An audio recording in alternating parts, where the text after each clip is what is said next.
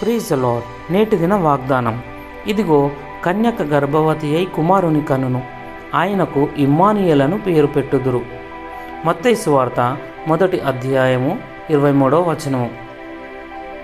Cent Nicholas. Cent Nicholas అని మనకు తెలిసిన వ్యక్తి క్రీస్తు శకం 270లో ఒక సంపన్న గ్రీక్ కుటుంబంలో జన్మించాడు. విషాదకరంగా అతను బాలుడిగా ఉన్నప్పుడు అతని తల్లిదండ్రులు మరణించారు. అప్పుడు తనను ఎంతగానో ప్రేమించి అలాగే దేవుడిని వెంబడించడం నేర్పించే అతని మామతో నివసించాడు. నికోలస్ యవనస్తుడుగా ఉన్నప్పుడు కట్నం ఇవ్వలేని వివాహ వయసుకు వచ్చిన 3 సోదరీమణులు త్వరలో దిక్కులేని వారు అవుతారని అతను విన్న కథలో చెప్పబడింది. అవసరంలో ఉన్నవారికి ఇవ్వడం గురించి బోధించిన యేసును అనుసరించాలని కోరుకుంటూ తన ఆస్తిని తీసుకొని ప్రతి సహోదరికి బంగారు నాణేల సంచి ఇచ్చాడు. సంవత్సరాలు గడుస్తుండగా నికోలస్ తనకు మిగిలిన డబ్బుతో పేదలను పోషించడం ఇంకా ఇతరులను జాగ్రత్తగా చూసుకోవడం కొరకు ఇచ్చేశాడు.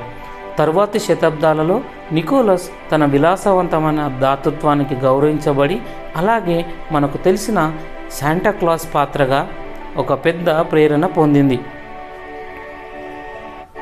ఆ కాలాన్ని ప్రకటించే విధానం ఇంకా ఆ మెరుపులు మన వేడుకలను బెదిరించవచ్చు. బహుమానాలు ఇచ్చే సాంప్రదాయం మనల్ని నికోలస్తో కలుపుతుంది. యేసు పట్ల ఆయనకు ఉన్న భక్తిపైనే అతని దాతృత్వం ఆధారపడి ఉంది.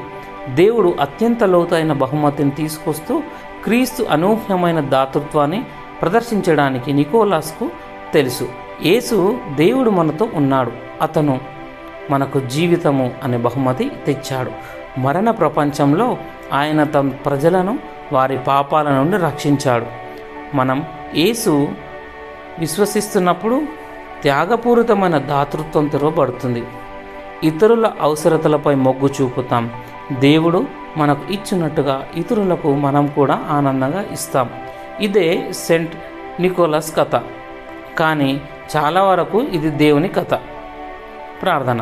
దేవా, నేను దాతృత్వంగా ఉండాలనుకుంటున్నాను, కానీ నేను దాని అనుభూతిని చెందలేకపోతున్నాను. నిజమైన దాతృత్వాన్ని ఆచరించడానికి నాకు సహాయం చేయమని యేసయ్య నామంలో ప్రార్థిస్తున్నా తండ్రి. ఆమెన్.